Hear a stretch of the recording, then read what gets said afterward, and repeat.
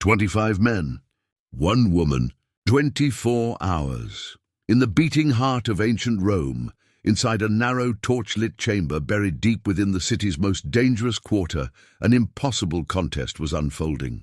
Sweat and oil coated the marble floors. The air trembled with heat, lust, and disbelief. Before the flickering lamp stood the empress of the most powerful empire on earth, veiled, radiant, and utterly fearless. She had ruled nations by day, yet tonight she faced Rome's most legendary courtesan in a duel unlike anything history had seen. The question was not about money or fame. It was about endurance, dominance, and desire. This was raw competition. And what the Empress did before dawn would decide her fate for eternity. Her name was Valeria Messalina. By daylight she reigned beside her husband, Emperor Claudius. By night she walked the shadows of Rome, surrendering herself to impulses no crown could contain. What she became that night would divide historians for centuries. Some claimed she was a monster of lust. Others believed she was the victim of the most brutal smear campaign in Roman history. The truth still hides somewhere between madness and manipulation. What you're about to hear will challenge everything you thought you knew about power, sex, and empire. Before we open the palace doors and slip into the darkness behind them, make sure you're subscribed, because what follows will completely change the way you see ancient Rome. Hit that like button if you've ever wondered how much of history is propaganda and how much is truth. Comment which part of Messalina's story shocks you most, because even professional historians struggle to believe what came next. Our evidence comes from the pens of 4 ancient witnesses: Tacitus, Suetonius, Juvenal, and Pliny the Elder, men writing within decades of the events, when the echoes of Messalina's scandal still haunted the imperial halls. Forensic historians have spent centuries peeling away legend from politics, rumor from record. The truth they uncovered is both less extreme and far more fascinating. The year is 38 CE. Rome rules the known world. Marble temples shimmer under the Mediterranean sun. Processions crowd the forum. Senators argue in the shade of columns that will stand for millennia. But in the shadowed corridors of the imperial palace, paranoia whispers through silk curtains. Emperor Caligula's reign has descended into chaos. Executions have become a daily routine. Every conversation hides a knife, and the only path to survival is to appear harmless, invisible. In one forgotten wing of the palace lives Claudius, Caligula's uncle, 47 years old, shy, trembling, and dismissed by everyone as a fool. He stutters when he speaks, drags one leg when he walks, drools when nervous. For decades, his own family kept him hidden, assuming he was too simple-minded for politics. That assumption would save his life. Across the city, in an elegant villa draped in ivy, lives a 15-year-old girl with imperial blood, Valeria Messalina. She descends from Augustus's sister, making her one of the purest bloodlines in Rome. Ancient writers describe her as strikingly beautiful, dark hair, porcelain skin, and eyes that seemed to judge everyone they touched. Intelligent, ambitious, restless, but none of that mattered. In Rome's elite society, marriages weren't about love. They were about alliances, contracts written in flesh. When Caligula ordered Messalina to marry his awkward uncle Claudius, no one imagined the union mattered. Claudius would never be emperor, they said.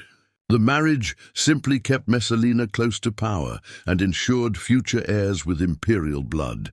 She had no choice. One morning, she was told she would marry a man 3 decades older. A man she barely knew, a man she found repulsive. That was it. At 15, she became a bride. On her wedding night, while the city celebrated with wine and torches, she lay beside a drooling man, nearly 50. Roman culture never considered female consent important. For Messalina, that night would be the first of many she did not choose. 3 years later, everything changed. Caligula was assassinated, stabbed by his own guards in a revolt that rocked the empire. Chaos erupted. Senators plotted, soldiers shouted, and the empire trembled without a ruler, While the palace was being searched, soldiers found Claudius hiding behind a curtain, trembling in terror. Mocking him at first, they lifted him onto their shoulders and declared him emperor. The joke became law, the man Rome had ridiculed. As a half-wit now ruled the greatest empire in history, and Messalina, barely 18, became Empress of Rome. No one could have predicted that this teenage girl, forced into marriage, would soon become the most infamous woman of the ancient world. Her name would echo through centuries as the embodiment of lust and scandal. Imagine yourself in her place, 18 years old. Your husband, the emperor, is nearly 50, unappealing, and rumored to have little interest in intimacy. You possess limitless wealth, thousands of servants, and the freedom to command anything except your own desires. You've given birth to 2 imperial children, securing your position. What do you do when you hold absolute power and absolute boredom? According to ancient sources, Messalina began to sneak out of the palace at night. She would don a blonde wig to hide her dark hair, dress as an ordinary woman, and disappear into the labyrinth of Roman streets with only one trusted attendant. The palace guards noticed, but said nothing. Who would dare question the empress? To confront her was to risk execution. Where did she go? To the Subura, Rome's red-light district, a maze of narrow alleys where sailors and merchants sought forbidden pleasure. Tacitus and Suetonius wrote that Messalina worked there under a false name, Lysiska, meaning she-wolf. She allegedly paid the brothel keeper for a cell of her own and entertained clients who had no idea they were lying with the Empress of Rome herself. She wasn't forced. She wasn't desperate for money. She paid to be there. Her reasons remain a mystery, but the psychology is staggering. Was it rebellion? Addiction? A twisted attempt to reclaim control of a life lived under surveillance? Whatever the truth, one thing is clear. This was not about wealth or survival. It was about the hunger for freedom, an escape from the gilded cage of empire. By day, Messalina played her part flawlessly. Draped in silk, crowned in gold, she stood beside Emperor Claudius during ceremonies, smiled for ambassadors, and hosted banquets for senators who feared her as much as they admired her. Her composure was perfection, her charm disarming, but when night fell, everything changed. As the torches of the palace dimmed and the guards settled into their posts, Messalina would vanish into the streets. A cloak over her shoulders, a wig masking her royal hair, she became no one, just another woman swallowed by the restless pulse of Rome. Down in the Subura, Rome's infamous underworld never slept. Lanterns swayed over brothel doors. Voices shouted through alleys thick with incense and smoke. Sailors, thieves, slaves, and merchants moved shoulder to shoulder, chasing 1,000 forbidden pleasures, and among them, unseen and unrecognized, walked the Empress of Rome. The woman who ruled the empire by daylight now paid a brothel owner for the right to work in his house by night. Ancient historians wrote that she called herself Lysiska, the she-wolf. In a small cell lit by oil lamps, she received men from across the empire, soldiers, foreigners, strangers who had no idea that the soft voice in the dark belonged to a woman who could have them executed with a single word. Why would she do it? The reasons still haunt historians. This was no forced act. She wasn't driven by poverty or desperation. She chose this. Some believe it was a sickness of the soul, what modern psychology might call hypersexuality, an addiction that demanded more, always more, until the body broke. Others see something deeper, a rebellion against a world where every decision, every moment, every breath had been controlled by men. Perhaps, in that narrow cell, she felt free for the first time. Whatever the truth, her double life couldn't stay hidden forever. Servants whispered, guards pretended not to notice. Senators' wives traded rumors at dinner parties, yet no one dared confront her. She was the empress. To question her was treason, but rumors have a life of their own. Before long, the whispers reached the palace. Claudius's closest advisors, his freedmen, former slaves turned power brokers, began to watch her carefully.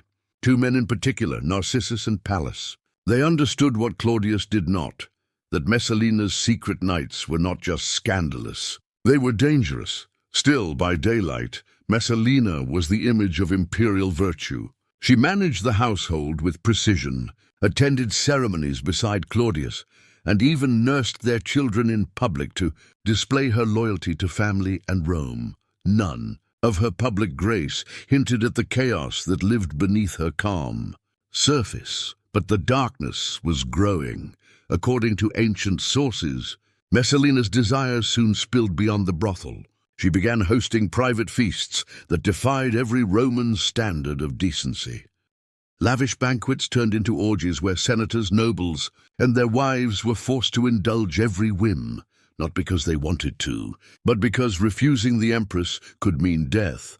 The guest lists read like the empire's political directory: generals seeking promotion, merchants hungry for contracts, senators desperate for favor. Once they joined her feasts, she owned them. Their guilt became her power, their silence her weapon. It was blackmail through pleasure, the most effective kind of control. And still, Claudius seemed blind to it all. Whether by ignorance or fear, he looked away. The freedmen who truly ran the empire, Narcissus and Pallas, gathered evidence quietly, waiting for the moment to strike. Then came the night that would make Messalina immortal. It began as a whisper, one of those tales that spread faster than fire through the markets and taverns of Rome. Pliny the Elder wrote about it decades later in his Natural History, describing it as though it were fact, not rumor. Messalina, the Empress of Rome, had challenged Scylla, the city's most famous courtesan, to a competition, to see which of them could satisfy more men in 24 hours. Picture the scene.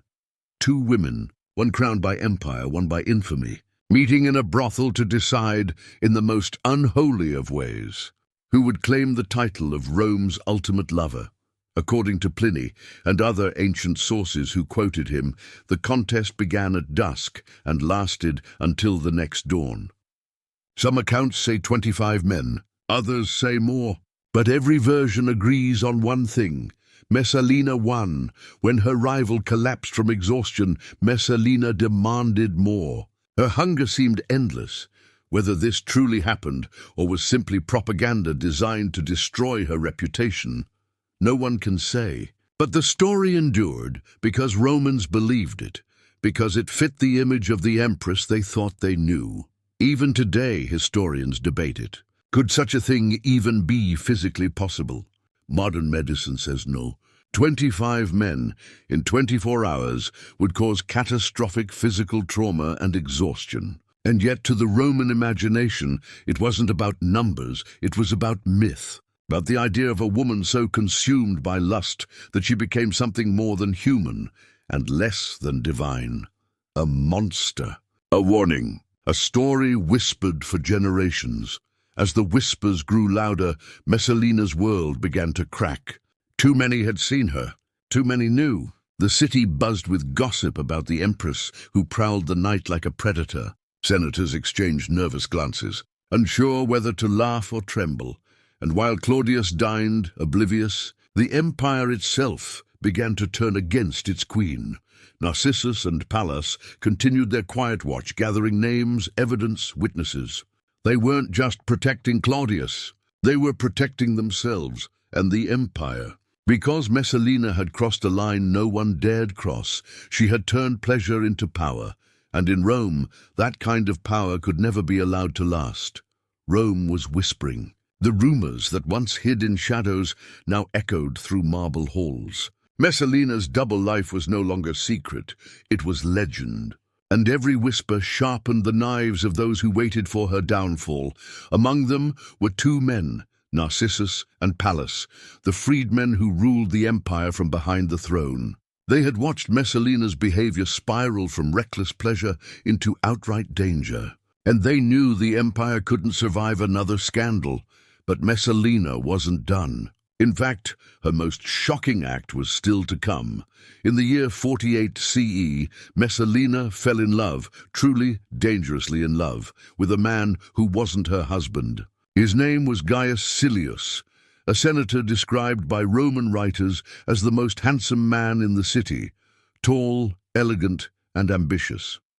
Their affair wasn't subtle. It was public, paraded, and reckless. Messalina appeared at his house, sent him gifts, and even spoke of marrying him openly. Her passion had turned into obsession, and that obsession would destroy them both.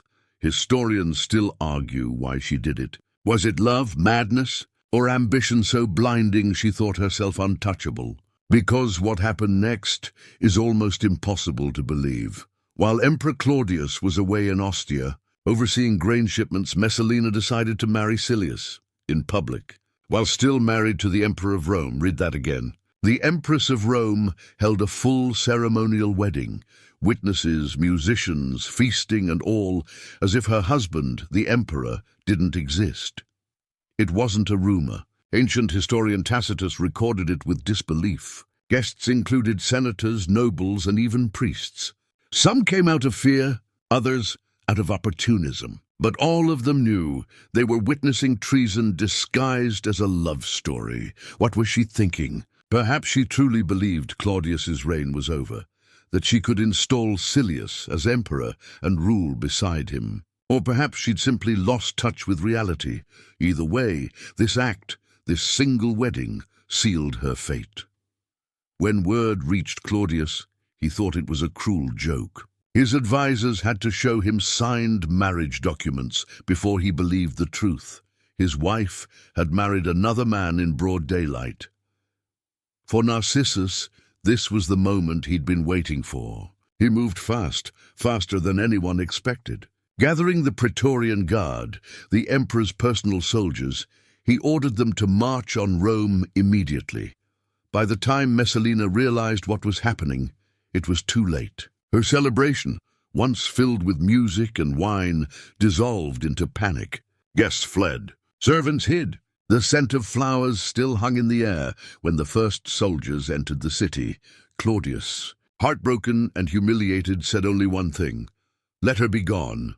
Messalina understood instantly what that meant. Execution, not just for her, but for Silius, for her children's future, and for everyone connected to the wedding. In a desperate final gamble, she gathered her children, Britannicus and Octavia, and rushed to intercept Claudius before he reached the palace. She hoped the sight of his wife and children would soften him, as it had so many times before. But Narcissus was one step ahead. He warned Claudius that seeing her would weaken him, that her tears would turn his anger into pity. And so Narcissus physically blocked the meeting. The Empress was cut off from the only man who could save her. Meanwhile, Silius was already dead, executed by the Praetorians. Swift, silent, without trial, Messalina was alone. She retreated to the gardens of Lucullus, a vast estate she had once stolen from its owner through lies and accusations. Now it would become her grave. With her was her mother, Lepida, a woman who had rarely shown affection but could not abandon her daughter at the end.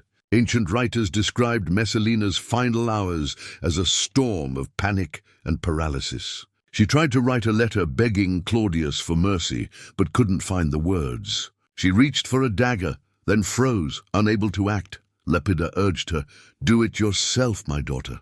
Do not let others decide your death," but courage failed her. Even now, at the edge of life, the Empress of Rome could not face her end.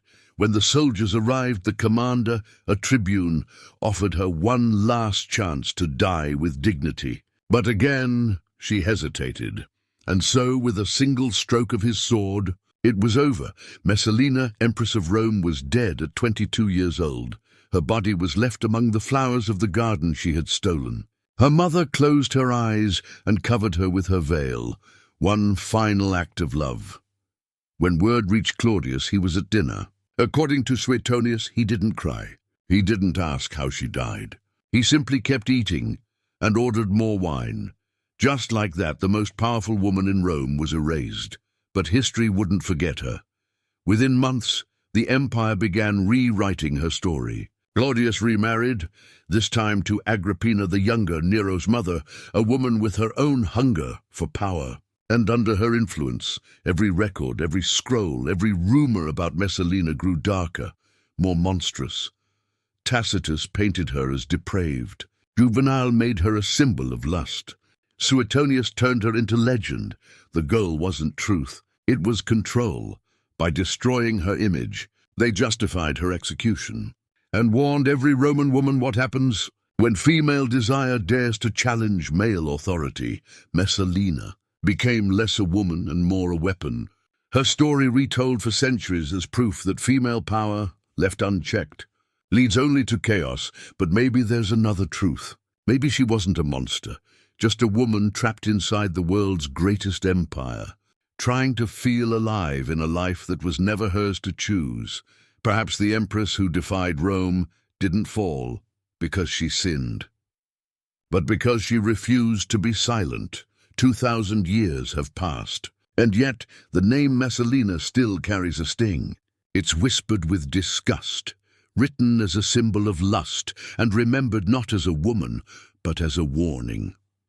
But what was real, and what was rewritten? When Claudius's soldiers struck down the young empress in the gardens of Lucullus, they didn't just end a life. They began a story, one that Rome would spend centuries retelling to serve its own agenda. After Messalina's death, Claudius remarried. His new wife was Agrippina the Younger, niece of Emperor Caligula, sister of the infamous Drusilla, and mother of Nero. And Agrippina knew something that every powerful Roman understood. History was just another battlefield. She set out to reshape the empire's memory, and that meant erasing Messalina. The stories that survive, the wild orgies, the brothel disguises, the competition with 25 men, all come from writers who lived under Agrippina's political shadow. Men like Tacitus, Suetonius, Juvenal, and Pliny the Elder, they didn't just record events. They crafted narratives, each one portraying Messalina not as human, but as the embodiment of female corruption. Why? Because it served a purpose. If Messalina was a monster, then Agrippina could appear pure. If the former empress represented chaos, Agrippina could represent order. It was political theater, and Rome loved a villain. So how much of it was real? Did Messalina truly compete with prostitutes? Did she sneak into brothels disguised as a slave? Did she marry another man while the empress still lived? Modern historians can't say for certain, but the patterns of exaggeration are clear. Roman chroniclers had a habit. When a woman wielded power, they sexualized her downfall. The same thing happened to Cleopatra, Livia, and Agrippina herself later on. If a man schemed for power, he was ambitious. If a woman did the same, she was insatiable. The double standard wasn't hidden, it was celebrated.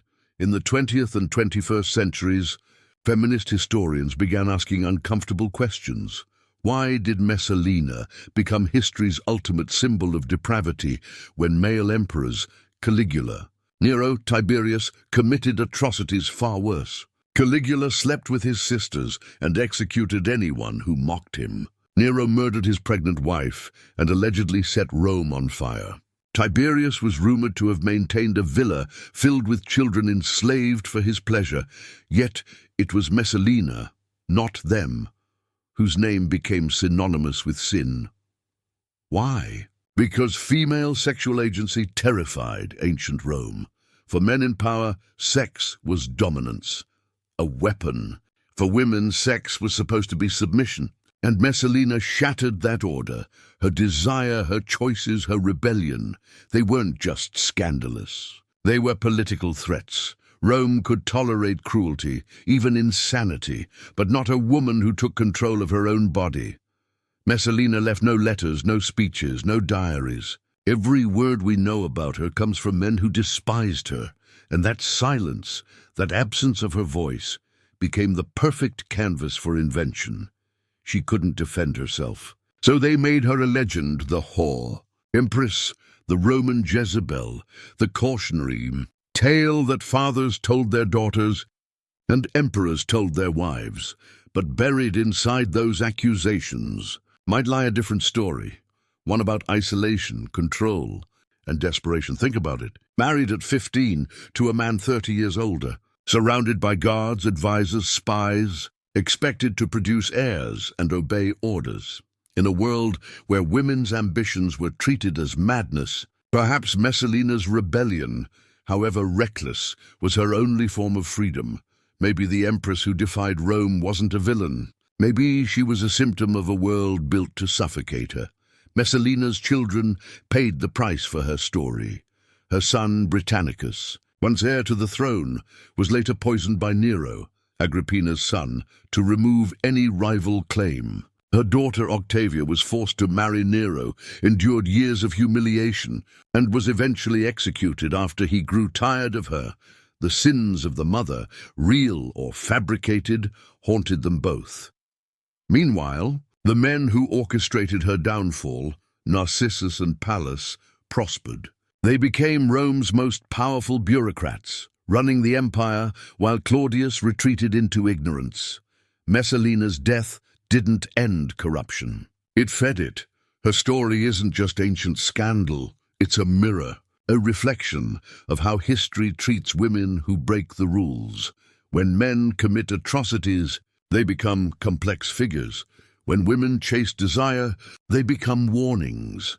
The Roman historians didn't destroy Messalina's reputation because she was evil. They destroyed it because she was inconvenient. Her sexuality was turned into a weapon against her. Her ambition became madness. Her intelligence became manipulation. Everything that made her human was twisted into sin. That's how patriarchy writes history, by making sure the powerful woman always dies as the villain. Was she reckless? Yes. Was she ambitious? Absolutely. But was she the monster Rome made her out to be? Probably not. The truth, as always, lies somewhere between the propaganda and the silence. A 15-year-old girl forced into marriage with an emperor she didn't love. A woman who discovered her power in a world that punished women for using it. And an empress whose greatest crime might have been wanting too much. Freedom, passion, control. That's not villainy. That's humanity. For 2 millennia, her name has been dragged through dust and ink. But her shadow still lingers in every story where a woman dares to want more, because the real question isn't whether Messalina sinned. It's whether Rome ever allowed her to be innocent.